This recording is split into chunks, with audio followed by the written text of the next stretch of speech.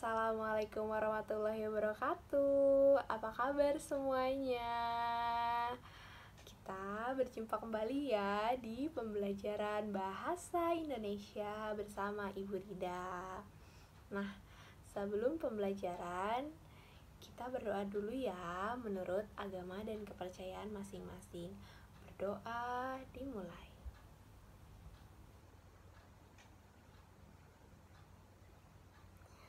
Selesai.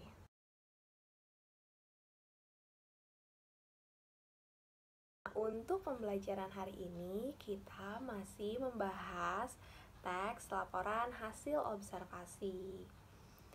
Nah, kali ini kita akan mempelajari 2 kompetensi dasar. Nah, kompetensi dasar yang pertama adalah mengidentifikasi laporan hasil observasi yang dipresentasikan dengan lisan atau tulisan.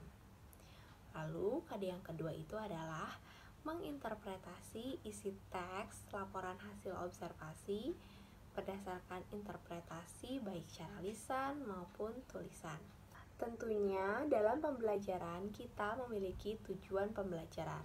Tujuan pembelajaran kita itu ada 2. Yang pertama, mengidentifikasi teks laporan hasil observasi. Lalu tujuan yang kedua adalah menginterpretasi isi teks laporan hasil observasi.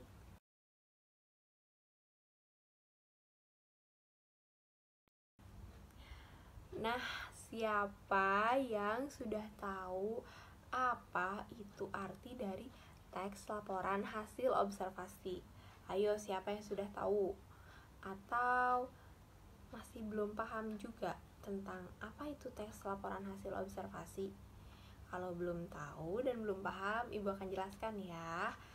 Teks laporan hasil observasi adalah sebuah karya tulis non-fiksi dari hasil pengamatan suatu objek yang menghimpun berbagai informasi atau fenomena. Untuk lebih singkatnya, teks LHO atau laporan hasil observasi adalah teks yang mengemukakan fakta-fakta yang diperoleh dari pengamatan. Sudah paham semuanya? Pastinya semua teks di dalam bahasa Indonesia memiliki fungsinya masing-masing. Untuk teks laporan hasil observasi, fungsinya itu ada banyak, namun akan Ibu rangkum menjadi 2. Yang pertama adalah memberikan sejumlah pengetahuan atau wawasan kepada pembaca. Nah, diharapkan setelah membaca teks laporan hasil observasi, pembaca itu memiliki pengetahuan atau wawasan yang baru mengenai suatu hal. Lalu fungsi yang kedua adalah memberikan informasi kepada pembaca yang sejelas-jelasnya. Karena di teks laporan hasil observasi ini kan berisi fakta-fakta dan penjelasan-penjelasan yang lebih mendalam mengenai suatu objek. Jadi, diharapkan pembaca memiliki atau mendapat informasi yang banyak dari teks laporan hasil observasi. Seperti manusia, teks laporan hasil observasi memiliki beberapa sifat. Sifat yang pertama adalah bersifat objektif. Karena teks laporan hasil observasi itu mengandung fakta-fakta, jadi setiap informasi yang disampaikan pada teks laporan hasil observasi haruslah berdasarkan fakta-fakta yang sebenarnya. Maka dari itu disebut bersifat objektif. Lalu sifat yang kedua adalah bersifat informatif. Artinya, teks laporan hasil observasi harus memberi informasi kepada pembacanya. Lalu yang ketiga bersifat komunikatif. Apa itu komunikatif? Komunikatif artinya kalimat-kalimat yang disusun di dalam teks laporan hasil observasi haruslah mudah dimengerti dan mudah dipahami oleh pembacanya. Teks laporan hasil observasi juga memiliki ciri-ciri.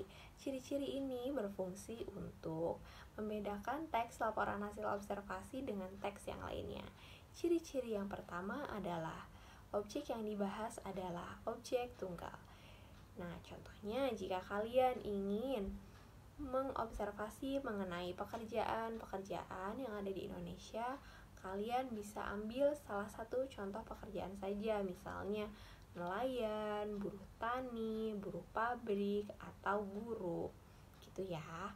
Nah, ciri-ciri yang kedua itu adalah ditulis berdasarkan fakta.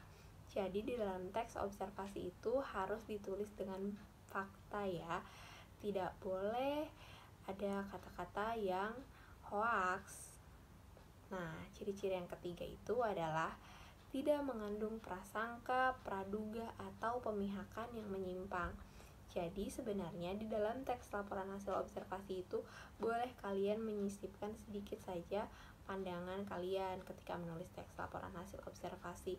Namun tidak boleh mengandung prasangka, praduga, atau pemihakan yang menyimpang ya. Harus tetap sesuai dengan faktanya pendapatnya begitu. Yang selanjutnya adalah struktur teks laporan hasil observasi. Struktur teks laporan hasil observasi itu ada 3. Yang pertama pernyataan umum, yang kedua deskripsi bagian, yang ketiga deskripsi manfaat. Nah, ini akan Ibu jelaskan lebih lanjutnya di materi selanjutnya ya, dengan isi kebahasaan teks laporan hasil observasi. Nah, lanjut, materi yang selanjutnya adalah menyusun ringkasan teks laporan hasil observasi. Sebuah ringkasan pada dasarnya merupakan rangkaian pokok-pokok pikiran yang dirangkai menjadi satu dengan tetap memerhatikan urutan isi. Jadi, di dalam sebuah teks itu kan ada beberapa paragraf. Nah, dari paragraf-paragraf tersebut kita ambil pokok-pokok pikirannya atau gagasan-gagasan utama dan kalimat utamanya. Nanti dari gagasan-gagasan utama tersebut 1, 2, 3 paragraf nanti diringkas menjadi menjadi kalimat atau paragraf yang baru. Untuk menyusun sebuah ringkasan, hal yang harus pertama kalian lakukan adalah membaca teks laporan hasil observasi lalu memahami isi dari teks laporan hasil observasi tersebut.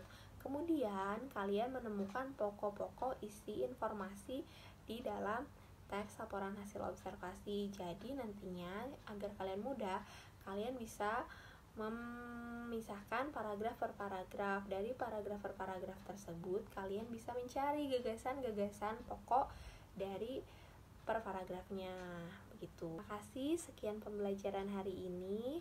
Ibu mohon maaf apabila ada perkataan Ibu yang menyinggung hati kalian atau pembelajarannya kurang dipahami. Nah, untuk yang belum paham, silahkan kalian bertanya kepada Ibu di grup kelas atau di GCR juga boleh. Terima kasih. Wassalamualaikum warahmatullahi wabarakatuh. Semoga kalian tetap sehat selalu ya.